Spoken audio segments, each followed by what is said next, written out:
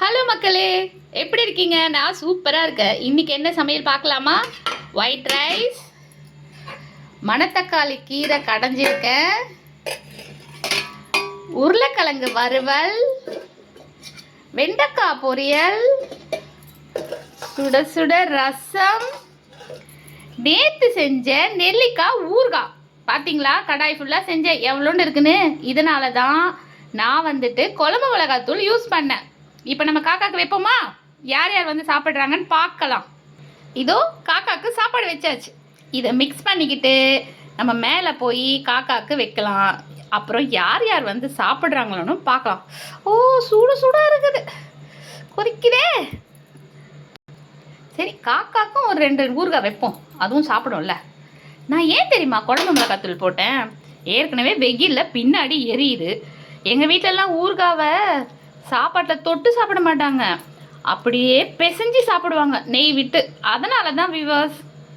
பார்த்தீங்களா, இப்போ மாடிக்கு வந்தாச்சு. சாப்பாடு வச்சுருவோமா? எப்படி பறந்து வராங்க பாருங்க. நீங்களாம் நம்புவீங்களா நம்ப மாட்டீங்களா தெரியல.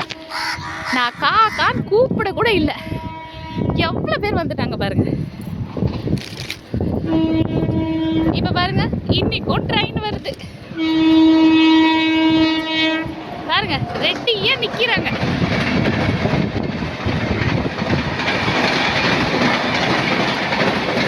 இங்க பாருங்க, நான் தண்ணியும் வச்சிருக்கேன், அதுவும் அழகா குடிக்குது பாருங்க. பாத்தீங்களா, சாப்பிட்டுட்டு அழகா தண்ணி குடிக்கிறாங்க பாருங்க, எப்படி அழகா குடிக்கிறாங்கன்னு. இங்கே பார்த்தீங்களா, எங்கள் வீட்டு மாடி தோட்டத்தில் மல்லிகைப்பூ அழகாக பூத்துருக்கு. எவ்வளோ அழகாக இருக்குது பாருங்கள், கொத்து கொத்தாக பூக்குது.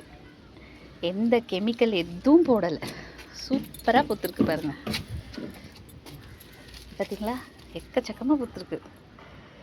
வெறும் தண்ணி, அரிசி கழுவுற தண்ணி, காய்கறி கழுவுற தண்ணி இதுதான் ஊற்றுவேன். நீங்களும் காக்காவுக்கு நல்லா சாப்பாடு வைங்க, தண்ணி வைங்க. வாயிலா ஜீவன். வெளியில் ரோட்டில் பார்த்தீங்கன்னா கூட ஒரு தண்ணி பாட்டில் வைங்க, அதை உடச்சி ஒரு டப்பாவில் ஊற்றி வைங்க, கண்டிப்பாக சாப்பிடும். சரி, நம்ம சேனலை சப்ஸ்கிரைப் பண்ணிவிடுங்க, லைக் பண்ணுங்கள், ஃபாலோ பண்ண மறந்துடாதீங்க. நாளைக்கு பார்க்கலாம்.